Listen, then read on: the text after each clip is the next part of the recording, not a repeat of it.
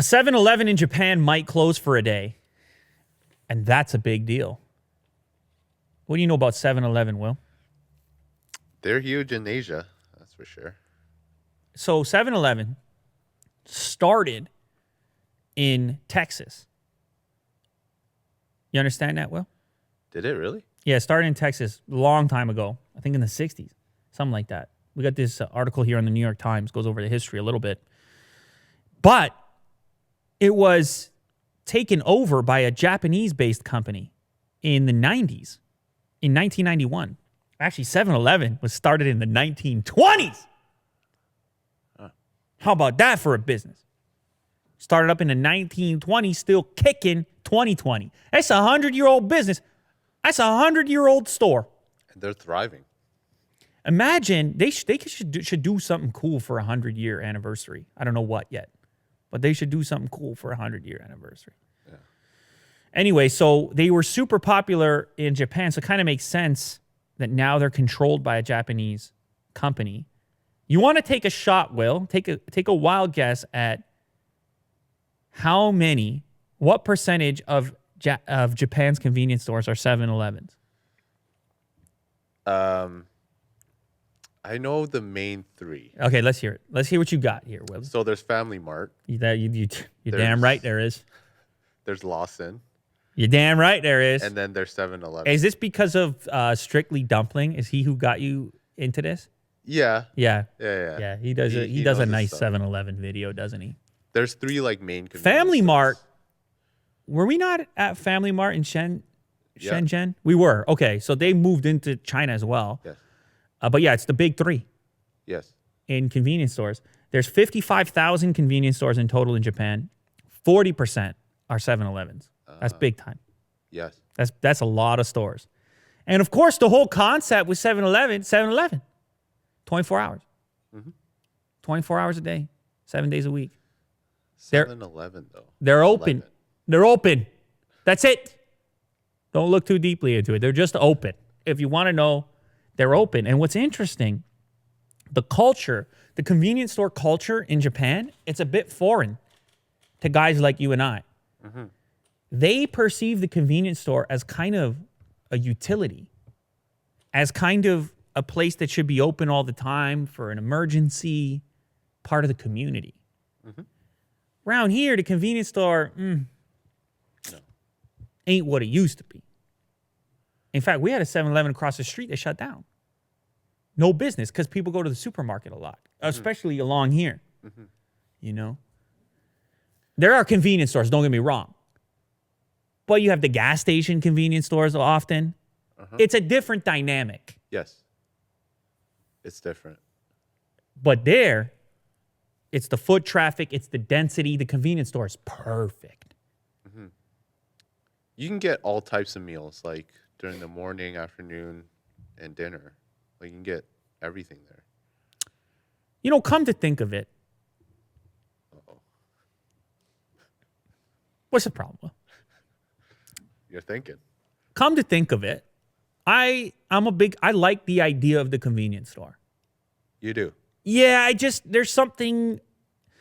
Now, I realize this is not fair to say because I don't work there. I don't run a 7-Eleven, but there is something warm about knowing that it's always there for you. This dude is mad. I should just deal with the store. He wants to close on New Year's Day. And the franchise says, you ain't going to close, brother. It's against the rules. Or 7-Eleven. Get with the program. Now, he's been saying his wife used to work the store with him. She died, and he's saying, man, I can't find employees. I'm in Japan. Population crisis. There's no new people. I can't hire anyone. Minimum wage through the roof. I got to be here every day. I'm working 12-hour shifts. I got 2 other employees. Barely hanging on to them. Yeah. Let me take a day. Let me take one day he wants. And then they say, well, you take that day. What does everybody else do? 55,000 stores. We got 40%. Everybody take that day? Oh, what about everybody wants to take another day? I'll take 10 days. And you kind of lose the thing. The thing is the thing. It's an all or nothing type of feel. It's weird. I'm not saying the guy shouldn't take the day, for the record. I'm just saying it's a warmth to it to know it's always there for you. And I understand what they're saying from a cultural perspective, where what the convenience store represents. But we haven't seen a 24-hour 7-Eleven around these parts for a while. Mm-hmm. I'm sure, I mean, they still exist downtown. They're still there. And they're very different from Asian. Very 7-Elevens. different. Very different. I mean, if there was a 7-Eleven, Japanese or Singapore 7-Eleven around the corner here, I'm there. Yeah.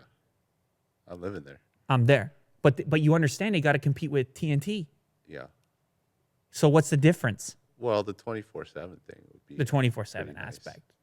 Yeah, but Willie, dude, you're not going out 2 a.m. I You're not going out 2 a.m., man. don't know, man.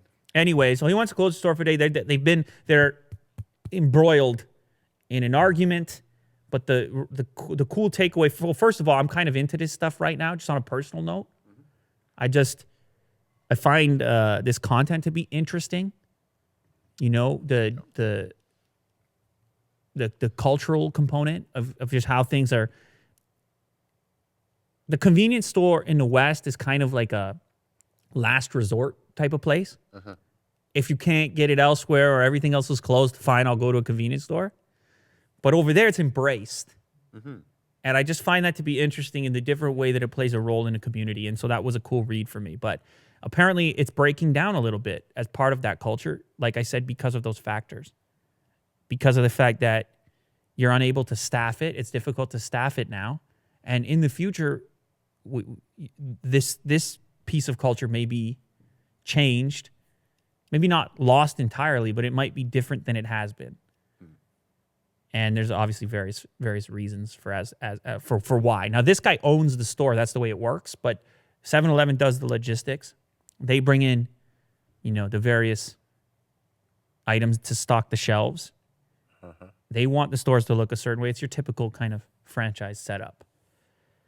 So, I don't know. You tell me, Will. What do you think? Does he shut down for a day? Is 7-Eleven 7-Eleven if they're open from 7 a.m. to 11 p.m. like the name implies? What if it's not 24 hours? Does it lose something for you?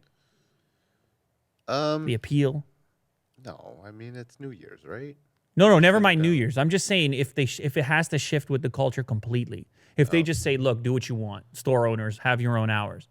Because the thing is, if you can't staff it, everyone's gonna just pick typical store hours. Right. Eventually, I'm saying if they lighten up on their grip of trying to impose that, you could imagine them going more like a coffee shop or something from 7 a.m. to 10 p.m. or something. Uh-huh. But I'm saying, man, it's unfortunate because that midnight or 2 a.m. convenience store situation, that's a fun time. Mm-hmm. And we've all done it. Yeah. We've all done it. It's tough.